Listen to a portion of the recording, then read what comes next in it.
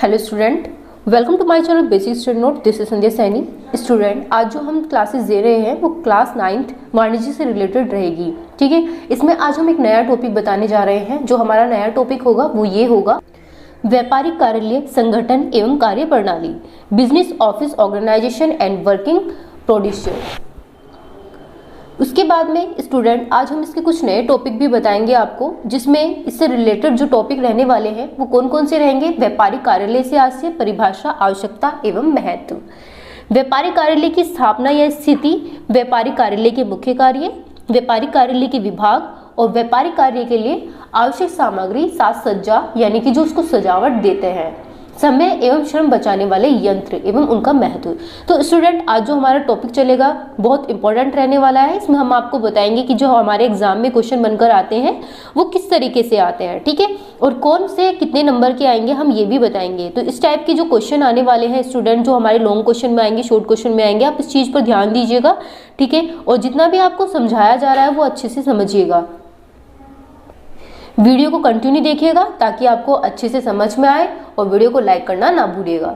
चलिए, सबसे पहला पॉइंट है हमारा व्यापारिक कार्यालय से आशय, परिभाषा, आवश्यकता एवं महत्व। जैसे कि हमने बताया था कि कार्यालय शब्द दो शब्दों के योग से बना है। सबसे पहला पॉइंट, ठीक है, किससे बना है? कार्य प्लस आल्य, यानी कि कार्य प्लस आल्य से बना है। कार्य शब्द का अर्थ होता है किसी उद्देश्य की पूर्ति के लिए कोई काम करना, यानी कि आप किसी उद्देश्य के लिए कोई काम कर रहे हो। और आल्य शब्द का अर्थ होता है घर अथवा स्थान। अतः कार्यालय से हमारा अभिप्राय किसी उद्देश्य की पूर्ति के लिए सुव्यवस्थित ढंग से आयोजन करने के स्थान से। इस प्रकार व्यापारिक कार्यालय वह स्थान है जहां से संबंधित संस्था की प्रबंध व्यवस्था की जाती है। यहीं पर लेन देन, लिखा पढ़ी भी होती है। तो व्यापारिक कार्यालय जहां पर भी होगा वहां पर एक वह स्थान होगा जहां पर संबंधित प्रबंध यानी कि मैनेजमेंट व्यवस्था भी होती है, और वहीं पर ही लेन देन की लिखा पढ़ी की जाती है। व्यापार संबंधी सभी तथ्य एवं आंकड़े से सुरक्षित रखे जाते हैं, ठीक है, जितने भी आंकड़े रेडी किए जाते हैं, तैयार किए जाते हैं, सभी तथ्यों को अच्छे से सुरक्षित करके रखा जाता है। तो ये है स्टूडेंट हमारा व्यापारिक कार्यालय से आशय। अब इसी से ही रिलेटेड मैं इसकी परिभाषा भी आपको बता देती हूँ। एक व्यापारिक संस्था का कार्यालय उसका वह भाग है जो उसके विभिन्न कार्यों के निर्देशन एवं सामंजस्य में संलग्न हो। यह केवल उन प्रशासनिक कार्यों का ही स्थान नहीं है जो व्यापार की नीति का निर्धारित करते हैं, वरन प्रबंध संबंधी कार्यों का भी स्थान है जिनके द्वारा नीति का कार्यान्वयन किया जाता है। तो स्टूडेंट आपको समझ में आया, जहां भी कार्यालय होते हैं वहां पर एक स्थान होता है जिसमें मैनेजमेंट की व्यवस्था की जाती है, और इसी व्यवस्था में वहां पर काम भी कराया जाता है, ठीक है। निर्देशन सामंजस्य में भी रहते हैं, और प्रशासनिक उस स्थान पर कार्यालय का उद्देश्य कार्यालय का स्थान नहीं बनाता, जबकि क्या करता है? व्यापार की नीति को निर्धारित करता है, ठीक है। तो ये आप सभी को समझ में आ गया होगा। उसके बाद स्टूडेंट मैंने कहा था व्यापारिक कार्यालय की आवश्यकता एवं महत्व। व्यापार चाहे छोटा हो अथवा बड़ा, दोनों ही स्थितियों में व्यापारिक कार्यालयों का अत्यधिक महत्व होता है।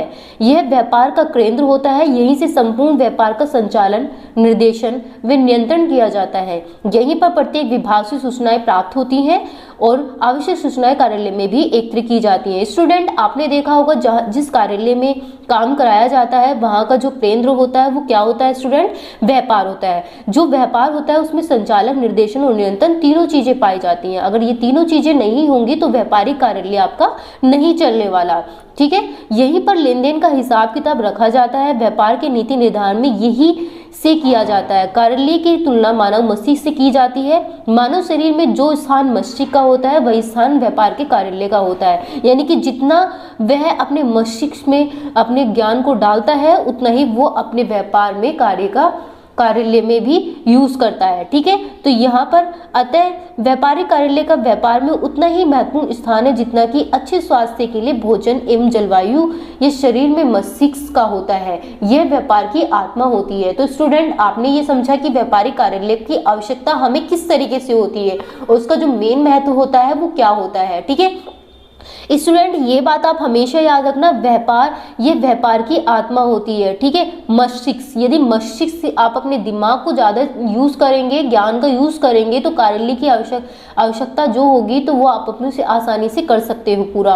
प्रोफेसर दीक्षित ने व्यापारिक कार्यालय के महत्व को बड़े ही सुंदर शब्दों में वर्णन किया कि उनके अनुसार एक व्यापारिक कार्यालय का व्यापार में उतना ही महत्वपूर्ण स्थान है जितना कि घड़ी के मुख्य स्प्रिंग का। तो घड़ी का जो मुख्य स्प्रिंग होता है स्टूडेंट वो बिल्कुल व्यापारिक कार्यालय की तरह होता है। जिस प्रकार मुख्य स्प्रिंग के बिना घड़ी का चलना असंभव होता है, ठीक है, अगर स्प्रिंग नहीं होगा तो क्या वो घड़ी चल पाएगी? नहीं चल पाएगी ना। तो इसी तरीके से व्यापार में भी एक चीज होती है, उसे चलाने के लिए, व्यापार को सुचारू रूप से चलाने के लिए, तो व्यापारिक बिना कार्यालय में व्यापार के सुचारू रूप से चलने की सफलता भी पाना कठिन होता है। इसके बाद स्टूडेंट मैंने आपको बताया था कि जो व्यापारिक कार्यालय की स्थापना या स्थिति होती है वो कैसी होती है, ठीक है। यहाँ पे देखिएगा, व्यापार की सफलता बहुत ही व्यापारिक कार्यालय की उपयुक्त स्थिति पर निर्भर करती है। अब उपयुक्त स्थिति पर निर्भर तो करती है, वो स्थिति कैसी कैसी होती है स्टूडेंट, ये भी देख लीजिए। यहाँ पर सबसे पहले क्या दे रखा, नंबर 1 ग्राहकों को सुविधा। अब ग्राहकों को सुविधा होना बहुत जरूरी है, क्योंकि व्यापारिक कार्यालय के एक ऐसे स्थान पर होना चाहिए जहाँ पर ग्राहक सरलता से आ जा सके। अगर ग्राहक सरलता से आ जा नहीं सकते तो क्या वहाँ पर ग्राहकों की सुविधा हो सकती है? उसे सुविधा मानेंगे नहीं ना। व्यापार चलाने के लिए हमें ये देखना होगा कि ग्राहक कहाँ जा जाएंगे और वहां पर क्रय विक्रय का सुविधा पूर्वक हो सकेगा या नहीं हो सकेगा। गली कूचों में न होकर वह स्वच्छ व चौड़ी सड़कों पर ही स्थित होना चाहिए।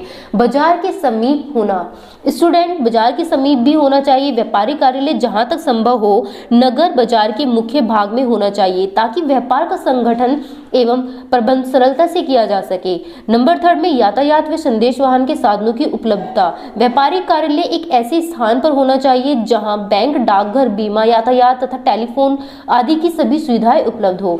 नंबर 4 विज्ञापन के साधनों की सुविधा होनी चाहिए। विज्ञापन व्यापार की आत्मा होती है, अतः व्यापारिक कार्यालय ऐसे स्थान पर स्थापित किया जाना चाहिए जहां पर विज्ञापन के विभिन्न साधन उपलब्ध हो तथा जहां पर सुविधा पूर्वक विज्ञापन किया जा सके, ठीक है। इसका लास्ट पॉइंट है स्टूडेंट, आपको ये चीज बहुत अच्छे से समझ में आ रही होगी, पढ़ते पढ़ते अच्छे से समझ में आ रही होगी। और यहाँ तक देख लीजिएगा, जो 5th पॉइंट है, अन्य विभागों के केंद्र में होना।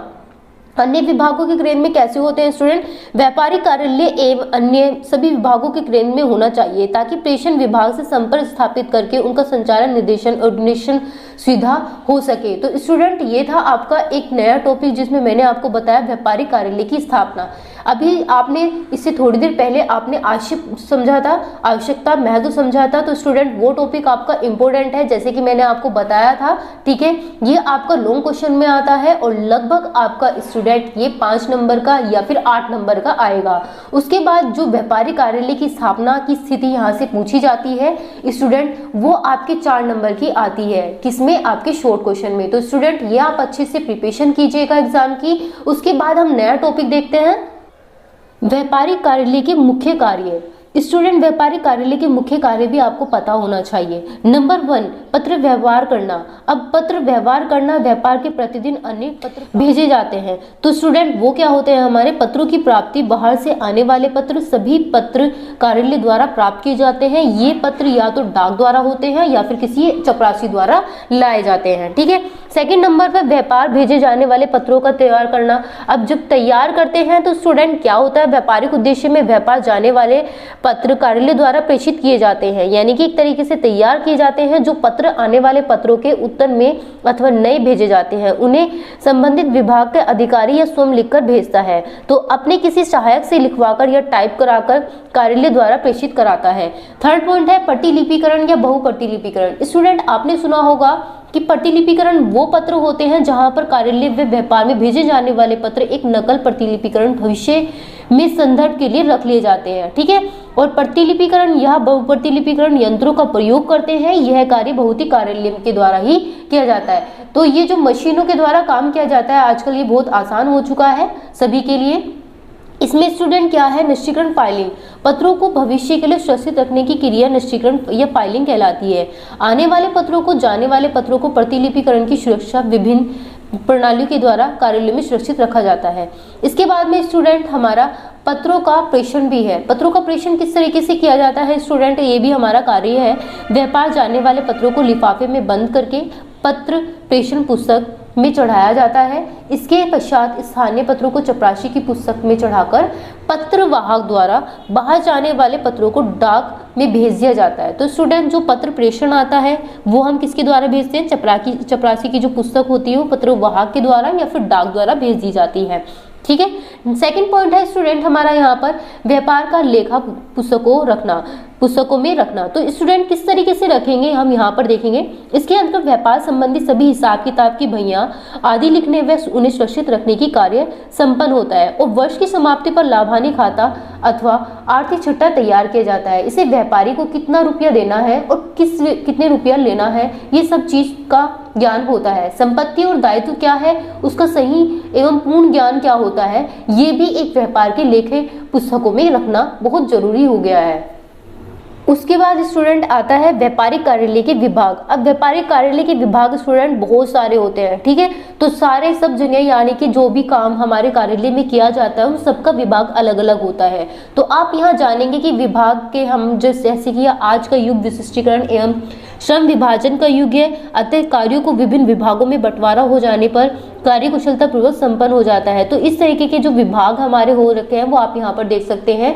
जैसे कि यहाँ पर पहला पॉइंट दे रखा है पूछताछ विभाग, ठीक है। यानी कि आपको किसी भी तरीके की समस्या हो रही है या किसी भी चीज की आपको आवश्यकता है, तो चूंकि समय ही धन है अतः ग्राहकों का समय बचाने के लिए व्यापार कार्य में एक पूछताछ विभाग होता है। यह विभाग ग्राहकों द्वारा की गई पूछताछ का उत्तर देता है, जिसके आधार पर ग्राहक माल का सौदा करता है। इसके साथ ही साथ ग्राहकों का कठिनाइयों का भी समाधान भी यही विभाग करता है।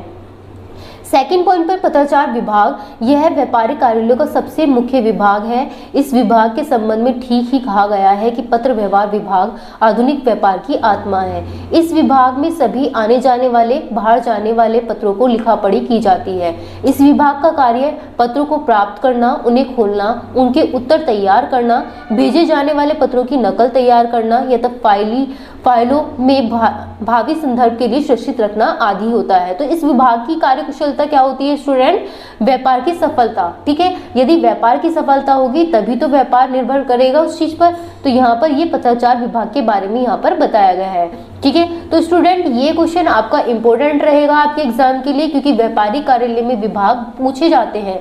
तो इस क्वेश्चन को आप अच्छे से समझिएगा, इसकी थ्योरी आप अच्छे से समझिएगा, जो मैं आपको बता रही हूँ ये इंपॉर्टेंट रहेगा, ठीक है। मैं फिर से बता देती हूँ, इसमें काफी हमारे विभाग होते हैं, हर तरीके के विभाग होते हैं जिस तरीके में कार्यालय में हमारे यूज किए जाते हैं, ठीक है। तो चलिए आगे देखना है। हमारा यहाँ पे थर्ड पॉइंट है लेखा विभाग। व्यापार के समस्त लेन देन, क्रय विक्रय एवं संपत्ति व दायित्वों का लेखा रखना इसी विभाग का कार्य है। इसी विभाग द्वारा वर्ष की समाप्ति पर लाभ हानि खाता आर्थिक चिट्ठा बनाया जाता है। इस विभाग का अधिकारी लेखा अधिकारी या मुख्य लेखापाल कहलाता है, ठीक है। तो लेखापाल कौन होता है, जिसमें हम लेन देन करते हैं, क्रय विक्रय करते हैं, संपत्ति और दायित्वों का लेखा जोखा रखते हैं। वहां पर किसमें इनका डाटा कहां पर होता है, लेखा विभाग में होता है। क्रय विभाग किसे कहते हैं स्टूडेंट, क्रय विभाग वे विभाग होते हैं जहां पर अच्छी किस्म में सस्ता माल खरीदना होता है, ठीक है। उसे हम क्या कहते हैं, क्रय विभाग। यह विभाग माल की क्रय करने के संबंध में विभिन्न स्थानों पर विदेशों से भी संपर्क स्थापित करता है। उसके बाद आता है स्टूडेंट विक्रय विभाग, फिफ्थ पॉइंट पर, ठीक है। विक्रय विभाग बिल्कुल ठीक अपोजिट होता है। अगर यहाँ पर हम खरीद रहे हैं तो यहाँ पर हम बेचेंगे, ठीक है स्टूडेंट। तो वर्तमान प्रतियोगिता के युग में माल का विक्रय करना एक कठिन कार्य, जिसे केवल एक सुयोगी विक्रेता ही करता है। इसलिए व्यापारिक कार्यालय का यह विभाग बहुत ही महत्वपूर्ण होता है। इस विभाग का कार्य व्यापारी के माल की बिक्री करना एवं बिक्री में वृद्धि करना होता है। तो जहां पर बिक्री में वृद्धि करना होता है वो विक्रय विभाग में वहां पर पूछताछ कर सकता है, यानी विक्रय विभाग में बता सकता है। क्रय विभाग, जो केंद्रीय विभाग होता है स्टूडेंट, व्यापार के सभी विभागों के कार्यों में समन्वय रखने के उद्देश्य से केंद्रीय विभाग की स्थापना की जाती है। व्यापार के दैनिक संचालन, कर्मचारियों की नियुक्तियां एवं अन्य कार्य समस्याओं से संबंधित सभी कार्य इस विभाग के द्वारा संपन्न किए जाते हैं। आयकर, व्यापार कर एवं अन्य करों के संबंध में इस विभाग के द्वारा लिखा पढ़ी भी की जाती है। 7 पॉइंट पर आता है स्टूडेंट रोकड़ विभाग। जो रोकड़ विभाग होता है वहां पर धन की प्राप्ति, भुगतानों का लेखा जोखा किया जाता है और बैंक संबंधी जो लेन देन होते हैं वो विभाग द्वारा किए जाते हैं। इस विभाग का मुख्य अधिकारी अत्यंत विश्वसनीय व्यक्ति होता है जो कोषाध्यक्ष या रोकड़िया कहलाता है। रोकड़िया किसे कहते हैं स्टूडेंट, कैशियर को कहते हैं जो रोकड़ विभाग में लेन देन करता है। उसके बाद में स्टूडेंट प्रशासन विभाग होता है। इस विभाग का कार्य कर्मचारियों की नियुक्तियां करना, दैनिक प्रशासन कार्य करना, संस्था का निरीक्षण करना एवं आयकर, वाणिज्य कर, सेवा कर आदि से संबंधित समस्याओं का समाधान करना होता है। 9 पॉइंट पे शिकायत विभाग। इस विभाग का कार्य व्यापारिक शिकायतों पर यथाशीघ्र कार्यवाही करके शिकायतों का समाधान करना होता है। जहां पर शिकायतें होती हैं यानी कि कहीं पर कमियां निकल रही होती हैं तो वो शिकायत विभाग में जाकर के शिकायत कर सकता है। योजना विभाग, योजना विभाग यह वह विभाग का कार्य के विकास संबंधी योजनाएं बनाना है। इसी विभाग द्वारा माल की किस्म, मात्रा, लागत मूल्य, बिक्री मूल्य आदि निर्धारित किए जाते हैं। यह विभाग की मांग का अनुमान लगाता है तथा उत्पादन की मात्रा को निश्चित करता है। तो स्टूडेंट आपने देखा कि व्यापारिक कार्यालयों के जो विभाग होते हैं स्टूडेंट, वो हमारे कितने इंपॉर्टेंट हैं। तो जब भी हम पे कोई दिक्कत आती है, किसी चीज़ में हमें कोई पूछताछ करना है, जहाँ का कुछ पता करना है, तो वहाँ पर अलग अलग डिपार्टमेंट होते हैं, वहाँ पर हम अपनी समस्याओं को ले जा करके अपना सॉल्यूशन कर सकते हैं व्यापार से रिलेटेड। तो स्टूडेंट ये सिर्फ यहीं की बात नहीं है, अदर जगह की भी बात है। अदर जगह यानी कि स्कूल वगैरह में भी अलग अलग डिपार्टमेंट होते हैं। तो जहाँ पर व्यापार की बात की जा रही है, हम वाणिज्य बैंक से संबंधित रिलेटेड बात करते हैं, तो बैंक में भी अलग अलग डिपार्टमेंट होते हैं। आपने देखा होगा एक जगह डिपॉजिट पेमेंट होता है, दूसरी तरफ आपका लेन देन भी किया जाता है, एंट्री भी की जाती है कैश बुक में। तो हमारी इस तरीके से कार्यालय विभाग, व्यापारिक विभाग यानी कि व्यापार में अलग अलग तरीके के विभाग होते हैं। तो स्टूडेंट अगर आपको हमारी वीडियो पसंद आई है तो वीडियो को लाइक कीजिएगा, सब्सक्राइब कीजिए चैनल को, ताकि आने वाली वीडियो आपको कंटिन्यू मिलती रहे। Thank you.